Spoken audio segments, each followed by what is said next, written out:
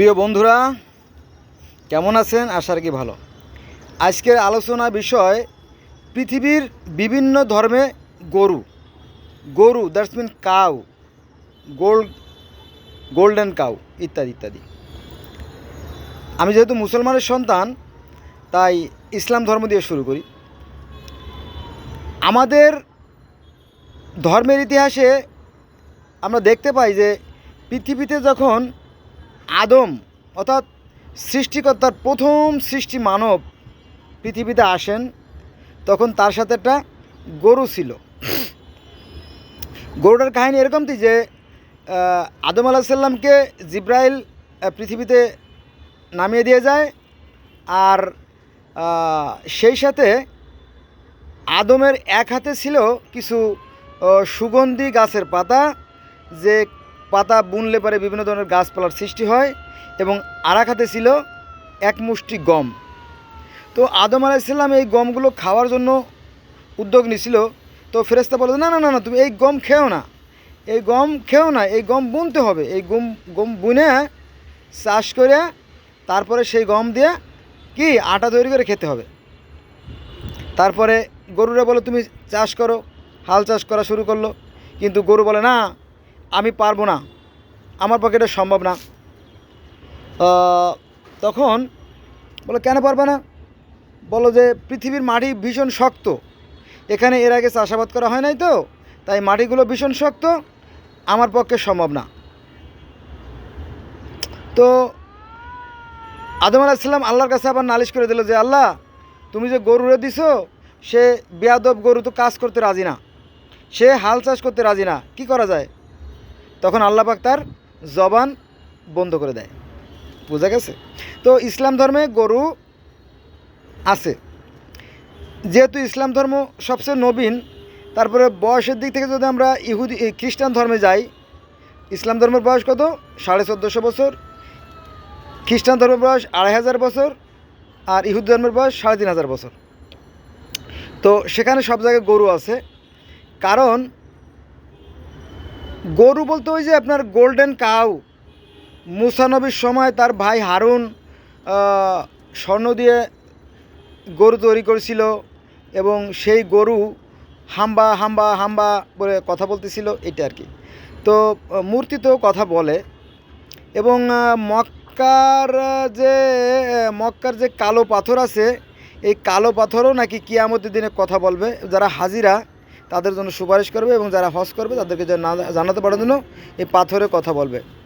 আমার মনে হয় পাথরে যদি কথা বলে, তাহলে হিন্দুদের গরুতেও মানে মূর্তিতেও কথা বলতে পারবে আমার মনে হয়। কারণ হয়তো মূর্তিরা এভাবে বলবে যে, হে আল্লাহ, তোমাকে তো চোখে দেখা যায় না, তো ওরা অবুঝ, ওরা না বুঝে আমাকে খোদা মানতো, তুমি আমার পক্ষ থেকে ওদেরকে ক্ষমা করে দাও। এরকম যদি সুপারিশ করে, ওরা না জেনে বুঝে ভুল করছে, বাচ্চা মানুষ, তখন যদি ক্ষমা করে দেয়। কারণ ভুল করে যদি কেউ ভুল করে, সেটাকে আল্লাহ ক্ষমা করে দেবে, কোরআনে আছে কিন্তু এটা। যাক, তাহলে ইহুদি ধর্মেও গরু আছে, খ্রিস্টান ধর্মেও গরু আছে, মুসলমান ধর্মের গরু আছে। আচ্ছা, ইহুদি ধর্মের আগে আর একটা ধর্ম ছিল আপনার পারস্যের বা পার্সি ধর্ম বা জরথ্রুস ধর্ম, মানে বর্তমানে যে ইরান, এই ইরানের যে ধর্মটা ছিল। তো সেখানে আপনার যে জরস্ট্রান যিনি মানে এই ধর্মের প্রতিষ্ঠাতা, তার হাতে একটা লাঠি থাকতো, যেমন মুসা নবীর একটা লাঠি থাকতো, ঠিক ওরকম একটা লাঠি থাকতো, আর সেই লাঠির মাথায় একটা গরুর মূর্তি ছিল শিংযুক্ত। যদি আপনারা ইতিহাস ঘেটে দেখেন, জরথ্রুস ধর্ম যদি আপনারা দেখেন, তাহলে আপনারা সেখানে সেই কাহিনী দেখতে পাবেন। তাহলে আমরা 4টে ধর্মে গরু পাইলাম।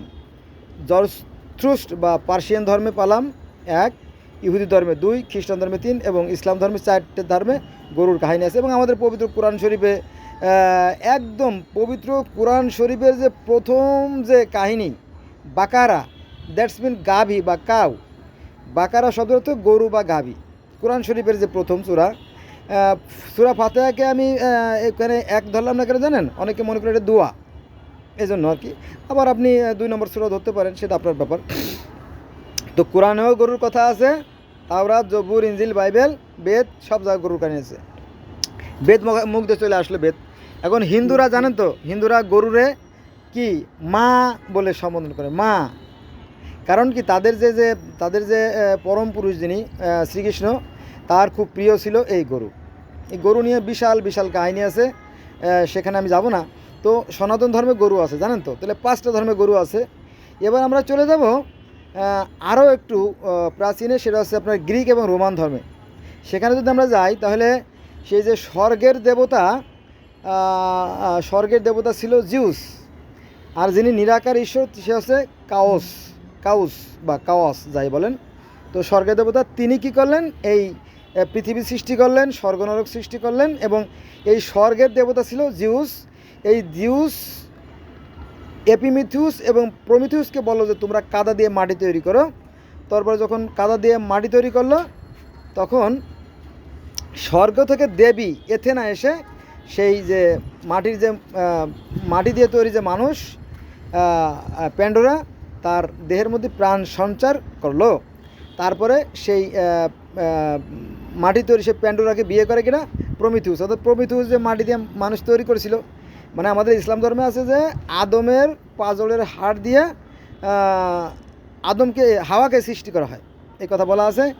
আর গ্রিক ধর্মে আছে যে গ্রিক ধর্মের যিনি স্বর্গের দেবতা জিউস, তার নির্দেশে প্রমিথিউস মাটি দিয়ে মানুষ তৈরি করে, অর্থাৎ প্যান্ডোরাকে তৈরি করে। পরে স্বর্গ থেকে দেবী এথেনা এসে তাদের মধ্যে প্রাণ সঞ্চার করে, পরে ওই প্রমিথিউসের সাথে ওই প্যান্ডোরার বিয়ে দেয়।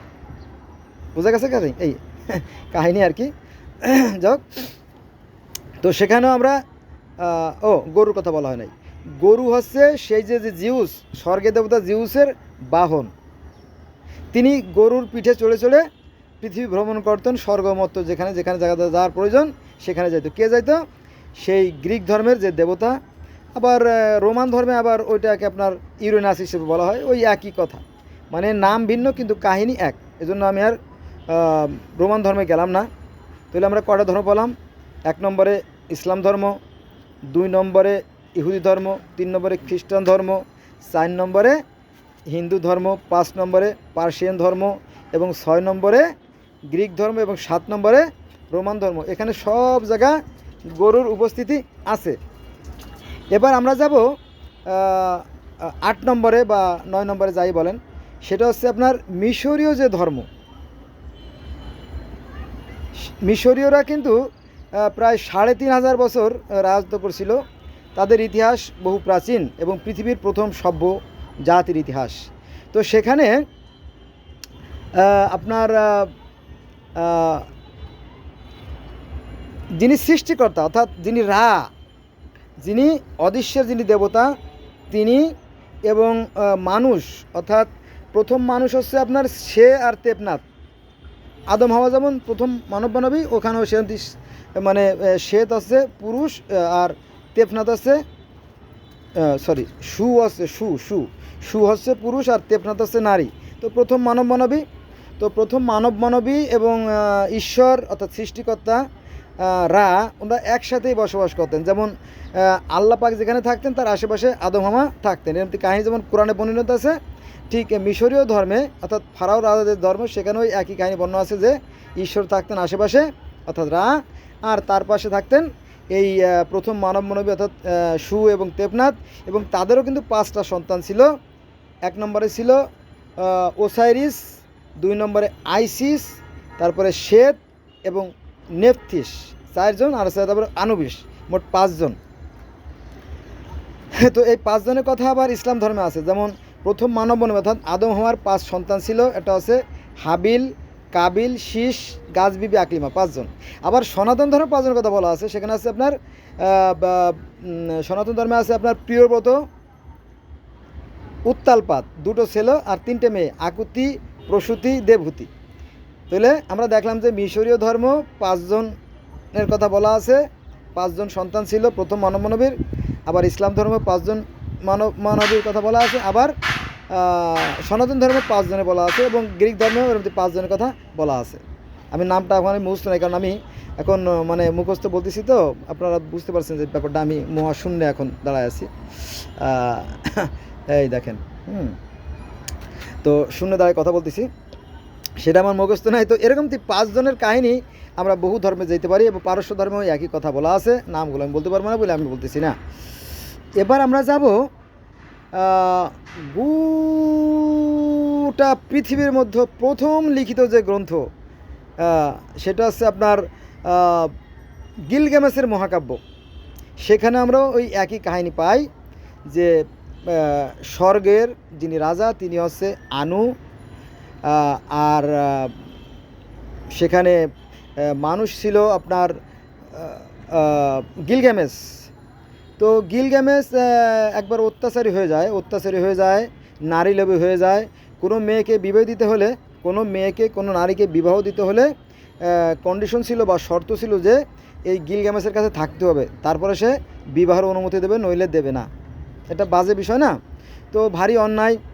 তো এই গিলগামেশকে সাহায্য করার জন্য ঈশ্বর কী করলেন, ওই এনকেদুকে পাঠালেন।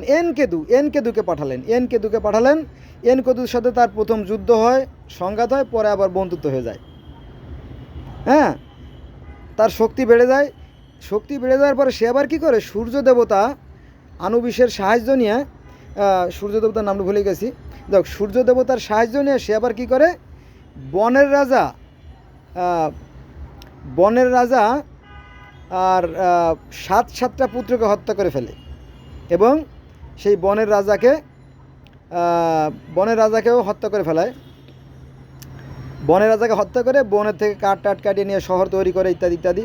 তো এই অন্যায়গুলো, অর্থাৎ সেই যে 7টা পুত্রকে হত্যা করে ফেলানো, তারপরে আপনার সেই বনের রাজাকে হত্যা করে ফেলানো, এগুলো অন্যান্য মানুষেরা এবং দেবতারা মেনে নিতে পারে নাই। সবাই নালিশ করলো দেবতাদের কাছে। তখন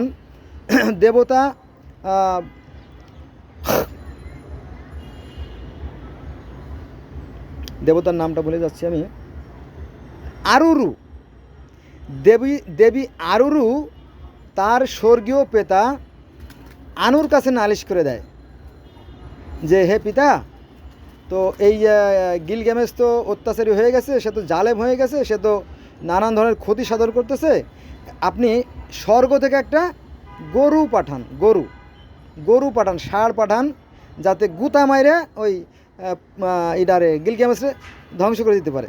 ঠিক আছে? তো সেই স্বর্গ থেকে একটা ষাঁড়ও পাঠায়। কে পাঠায়? স্বর্গের যিনি রাজা আনু অদৃশ্য তিনি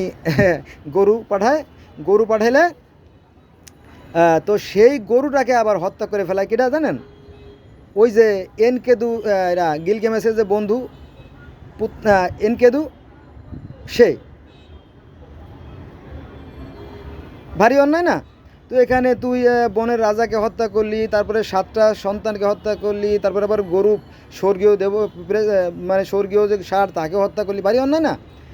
তখন দেবতারা কী করলেন, তারা এই গিলগামেশের যে বন্ধু তাকে হত্যা করে ফেলালো। দেবতাদের তো আর লাগে না, নিঃশ্বাস বন্ধ করে দিলে হয়ে গেল, বা তারা একটা ইচ্ছে করলে হয়ে যায়, ধ্বংস করে দিল। তখন তার বন্ধু মরে গেলে তখন গিলগামেশ ভয় পেয়ে যায়, হায় হায়, মৃত্যুও আছে, যন্ত্রণাও আছে,